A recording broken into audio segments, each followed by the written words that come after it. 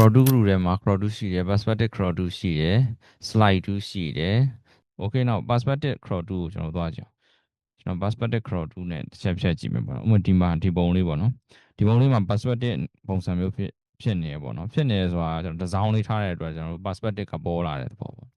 okay ဒါကိုကျွန်တော် perspective crowd 2လေးနဲ့ဖြတ်ကြည့်မယ်ဘယ်လိုမျိုးလေးထွက်လာမလဲပေါ့နော်အရင်ဆုံးကျွန်တော်တို့ကဆွဲလိုက်မယ်ဆွဲလိုက်ပြီးတော့ကျွန်တော်တို့ဒီဘက်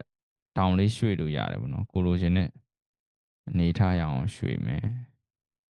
ဒီအိတ်လေးကိုကျွန်တော်တို့က perspective ပုံစံကြားကြအောင်ဖြတ်မယ်ဒါဆိုကျွန်တော်တို့ဘယ်လိုမျိုးပေါ်မလဲဆိုတော့တစ်ချက်ကြည့်အောင်နော်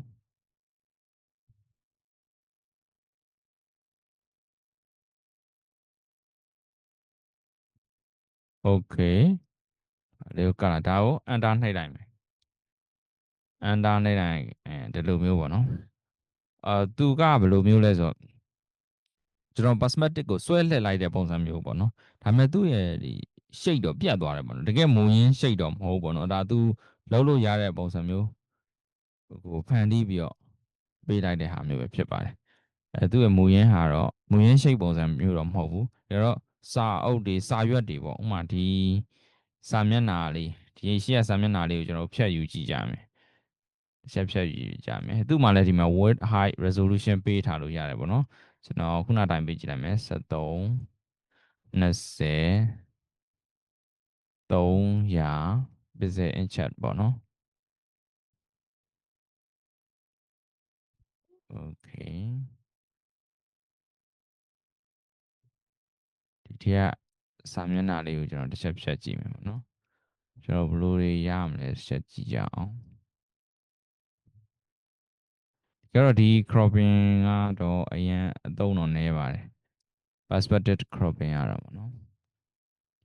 view cropping မဲ့အသုံးများပါတယ် okay ကျွန်တော်သူ့ရဲ့ perspective ကြောင်းလေး okay အဲ့ဒါနှိပ်ကြည့်လိုက်မယ် what sorry ကျွန်တော်ဒီမှာတစ်ချက်မှားသွားတာဒီမှာကျွန်တော်ရွေးချယ်လိုက်တဲ့ number တွေက ph တွေဖြစ်နေတယ်ပေါ့နော် inch ဖြစ်ရမှာ哦 pixel တွေဖြစ်တဲ့အတွက်သေးသွားတာပေါ့နော်73 pixel 12 pixel ဆိုသေးသေးလေးဖြစ်သွားတယ်အဲ့တော့ဒီကောင်ကိုကျွန်တော်ဒီနေရာဘယ်လိုချိန်ရမလဲ73 pixel unit တွေကိုချိန်ရမယ်ပေါ့နော်အဲ့တော့ inch ပြောင်းရမယ်ဒီမှာ inch ပြောင်းလိုက်တော့ဘလောက်မှမရှိဘူးအဲ့တော့ inch လေးပြောင်းလိုက်ပြီး inch လေးပြောင်းပြီးမှဒီမှာ73ဒီမှာ20ပြန်ထည့်ရမယ် okay အဲ့တော့ကြာမှာကျွန်တော်တို့လိုချင်တဲ့ site ကိုပြန်ရမယ်ပေါ့နော်ဒါ pixel inch ဖြစ်တယ်ပေါ့နော် okay တော့ပြန်ဖြတ်မယ်ခုနဟာကကျွန်တော်တို့ pixel inch မဟုတ်ဘဲနဲ့ ph ဆိုတဲ့ pizza inch မဟုတ်ပဲ pixel ဖြစ်သွားတာ sorry pizza မဟုတ်ဘူး inch မဟုတ်ပဲ pixel ဖြစ်သွားတဲ့ဟာပေါ့နော် okay ကျွန်တော်